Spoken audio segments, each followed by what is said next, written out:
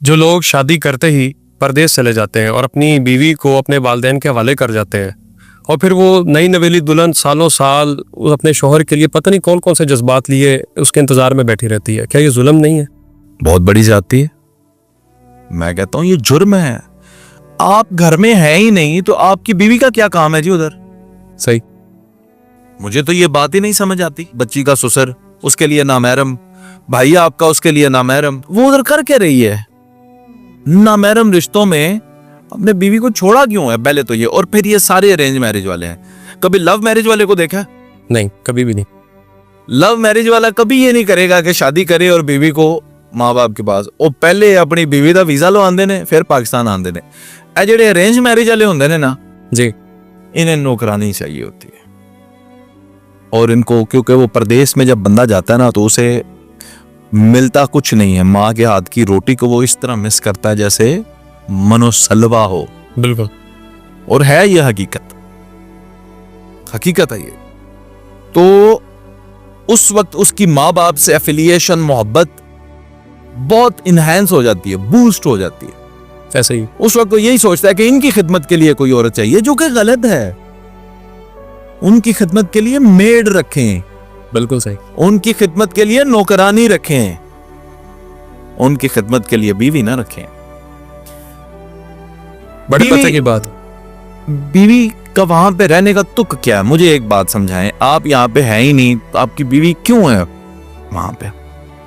और क्योंकि आपकी इतनी ज्यादा अभी मोहब्बत नहीं डेवलप हुई अपनी बीवी से, जब आप आएंगे, जब आप उसके साथ रहेंगे, आपकी उसके साथ मोहब्बत डेवलप होगी तो फिर आपको पता चलेगा कि आप एक घंटा भी उसको ऐसे नहीं छोड़ के जाएंगे।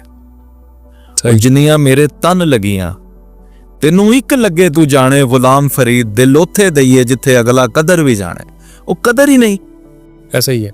अभी उसके मिजाज को भी नहीं समझा ना। समझा तो कदर करें। बीवी कोई ऐसी चीज नहीं है कि जो नौकरानी मटेरियल हो। आपके माँ बाप की खिदमत के लिए उसे पैदा नहीं किया गया। उसे आपका हम सफर बनाकर, आपका लिबास बनाकर पैदा किया गया। बिल्कुल ऐसा। ठीक है, तो वो आपके साथ ही जचती है। ਹੁਣ ਲਿਬਾਸ ਤੁਹਾਡਾ ਹੋਵੇ ਤੇ ਤੁਹਾਡੇ ਕੋਲ ਹੀ ਨਾ ਹੋਵੇ, ਟੰਗਿਆ ਹੋਵੇ अलमारी साला साल, तो ਉਹਦਾ ਕੀ फायदा? कोई फायदा नहीं। लिबास तो तभी खूबसूरत लगता है जब आपने जेब तन किया हो। बिल्कुल ऐसा। बीवी तभी अच्छी लगती है जब आपने शोहर के साथ हो। शोहर भी तभी अच्छा लगता है जब बीवी उसके साथ हो। अगर आपको मजबूरियां हैं परदेश की और ये मसाइल हैं तो आप अपनी अटमोस्ट यही कोशिश करें कि अपनी बीवी को वहां लेकर जाएं।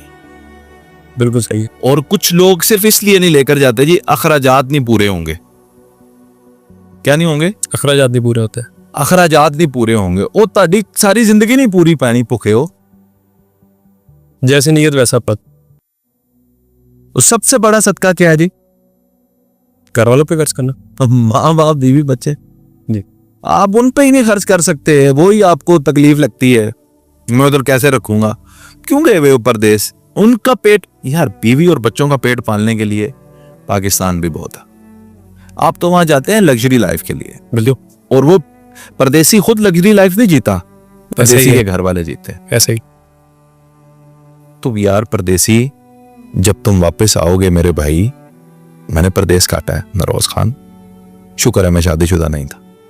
सही है।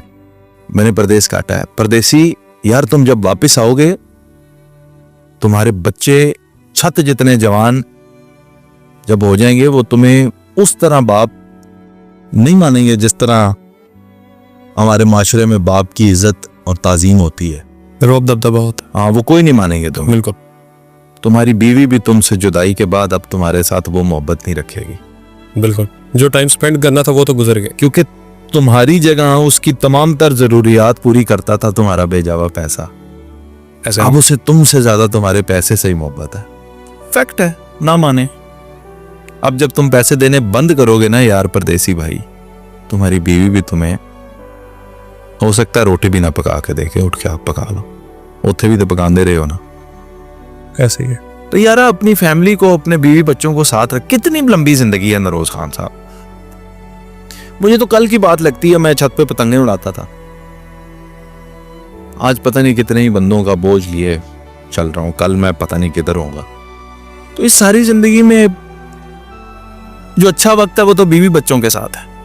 लेकिन बहुत सारे केसेस में ऐसा होता है कि इतनी दूर तक लाइफ चलती नहीं है। जो बाहर गए होते हैं ना, उनके बच्चे जवान होने तक की नौबत ही नहीं पहुंचती, वो तलाक़ें हो जाती हैं। उस आदमी के माँ बाप जो है उसकी बीवी की शिकायतें इतनी कर देते हैं, वो समझते हैं कि मेरे माँ बाप सच्चे हैं। हाँ जी, वो पागल है। ये भी एक अर्मिया है।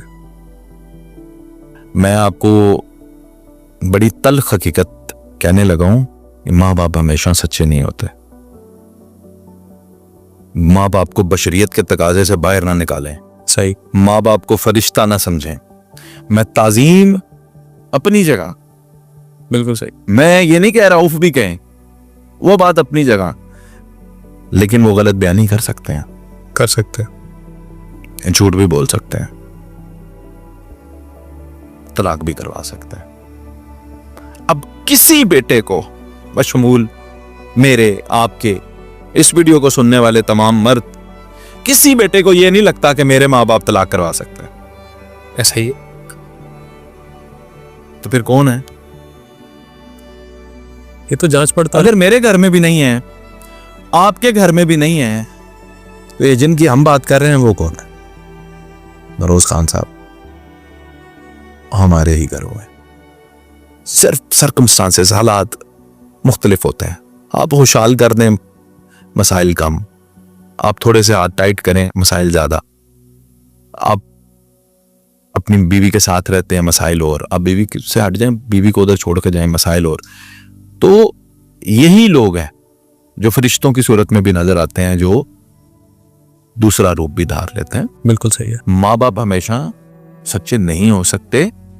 और फिर आपको जरूरत ही क्या है कि टेलीफोनिकली माँ बाप की या बहन भाइयों की या बीवी की बातें सुन के माँ बाप के खिलाफ होने की, या इतने ही कच्चे हैं आप। आजकल जदीद दौर है, ऑब्जर्व करें। और मैं तमाम मर्दों से ये कह रहा हूं, तमाम मर्दों से ये कह रहा हूं, तीसरी दफा दोहरा रहा हूं, तमाम मर्दों से ये कह रहा हूं, कभी कभी अपने माँ बाप की बात को भी काउंटर चेक कर लिया करो। सही है। हाँ, तुम्हें पता चल जाएगा, ज्यादा दूर की बात नहीं। बीवियों की बात को ये काउंटर चेक करते हैं, बीवियों की बात को काउंटर चेक करते हैं। माँ बाप की बात को भी कभी चेक कर लेना, आंखें बंद करके यकीन ना करना। और हर वो रिश्ता, आज तो मैं ये आपको ओपनली कह रहा हूं, हर वो